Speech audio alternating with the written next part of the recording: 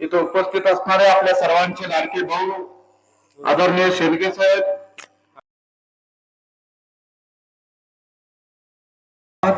सगळे ज्येष्ठ मंडळी, आज खरं तर जास्त वेळ मी बोलणार नाही, वेळही झालाय आणि कामाच्या बाबतीत आपल्याला सगळ्यांना माहिती आहे.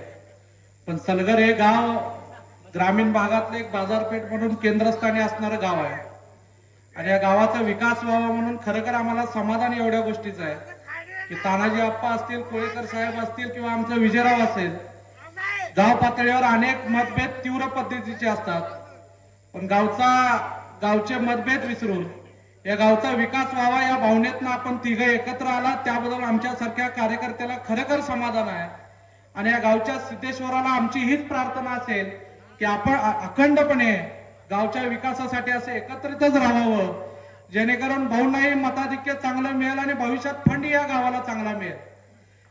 तेवढंच त्याच पद्धतीनं विजयरावने सांगितलं की डोंगराची एक गोष्ट सांगितली, तानाजी आप्पा बरेच वर्ष आपण फक्त डोंगराकडे बघत होता, पण आता नजदीकच तुम्ही डोंगरावर चढला आणि भाऊ नावाचं डोंगर काय असतं हे तुम्हाला पण कळालं नाही, तर त्या माणसाची काय आत्मीयता आहे, त्या भाऊने किती तळमळतेनं काम जनतेचं करतात हे तुम्हाला पण कळालं आणि आपण पक्ष बिक्ष सगळं सोडून भाऊंना साथ देण्याचं ठरवलं.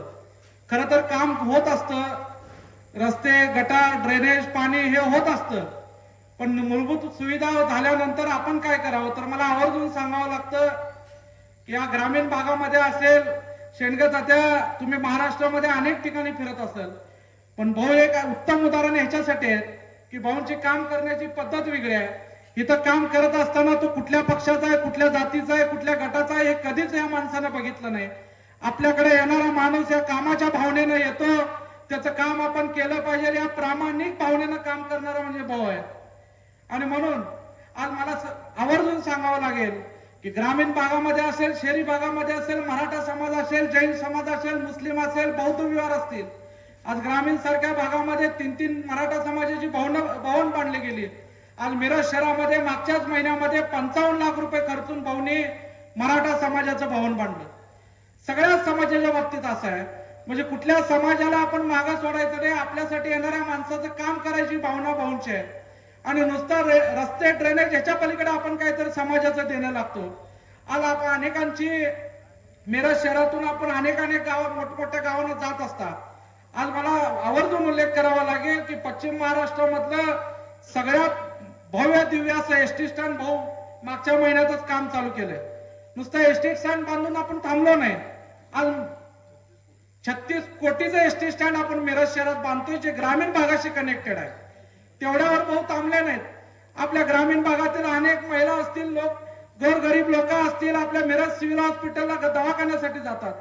पण आवर्जून मला उल्लेख करावा लागेल की शेंडगे तात्या अनेक आमदार तिथल्या दवाखान्यांना फंड देत असतात, पण पालकमंत्री झाल्यानंतर भाऊनी विशेष बाब म्हणून मिरज सिव्हिल हॉस्पिटलला डीपीडीसी मधनं 26 कोटी रुपयाचा MRI मशीन बसवलं.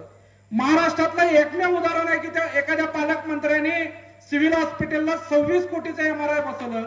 त्याचा फायदा असा होतोय की ग्रामीण भागातले असतील किंवा कुठल्याही भागातले असतील, जी गरीब माणसं आहेत, त्यांना जर खाजगी दवाखान्यात MRI करायचा असेल तर 8 ते 10 हजार रुपये मोजावे लागतात. त्या माणसाचा MRI फक्त 1000 ते 1500 रुपये मध्ये होते. त्याच पद्धतीनं प्रसूतीगृहाचा आपण रस्त्याच्या बाबतीत बोलला, पण अशीच अडचण ग्रामीण भागामध्ये अनेक महिलांना प्रसूतीच्या बाबतीत अडचण येतात आणि हे भाऊंना माहिती असल्यामुळं, कारण हे कुटुंब तळागाळात पोचणारं कुटुंब आहे आणि त्याची जाणीव करून आज मिरज सिव्हिल हॉस्पिटलमध्ये 200 बेडचं महिलांसाठी प्रसूतीगृह हॉस्पिटल बांधण्याचं भाऊने नियोजन केलं, तेही मंजुरी दिलं. म्हणजे लोकांसाठी काय उपयोगाचा हे करण्याचा मानस त्यांचा सतत असतो. त्याच पद्धतीनं आपल्या ग्रामीण भागातली मुलं शिकल्यानंतर पुणे असेल, कोल्हापूर असेल या ठिकाणी जॉबला जातात, पण आज मिरज MIDC मध्ये 16 एकरामध्ये IT पार्क निर्माण करण्याचं भाऊनी डोक्यात घेतलंय आणि आम्हाला खात्री आहे की येणाऱ्या 6 महिन्यामध्ये ते मिरज शहरामध्ये ते होईल, जेणेकरून ग्रामीण भागातला युवक आता पुण्याला जायला लागणार नाही. ग्रामीण भागातल्या युवकाला हे मिरजेतच काम मिळणार आहे. म्हणजे भाऊंनी तळागाळातल्या माणसाचा विचार केलाय.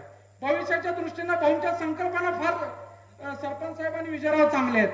आपल्या ग्रामीण भागातली मुलं MPSC UPSC करतायत, आपल्या ग्रामीण भागातल्या मुलांना एमपीएससी युपीएससी साठी कुणाला कोल्हापूरला जावं लागतं, कुणाला पुण्याला जावं लागतं.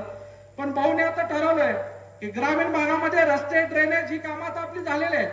आता युवकांना एमपीएससी युपीएससी क्लासेससाठी, अभ्यास वर्गासाठी नवीन इमारती बांधणं, पोलीस भरतीच्या मुलांसाठी प्रशिक्षण केंद्र उभा करणं, हे नवीन नवीन आयडिया घेऊन गरीब मुलांना पर्यंत आपण पोहोचलं पाहिजे या भावनेनं भाऊ काम करतायत.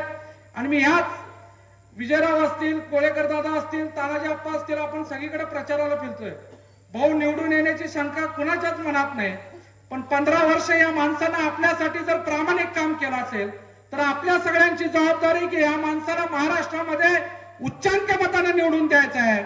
आणि त्या निवडणुकीमध्ये ज्यावेळी निकाल लागेल त्यावेळी सलगर गावामध्ये निश्चित आम्हाला मताधिक्य बघायला मिळेल.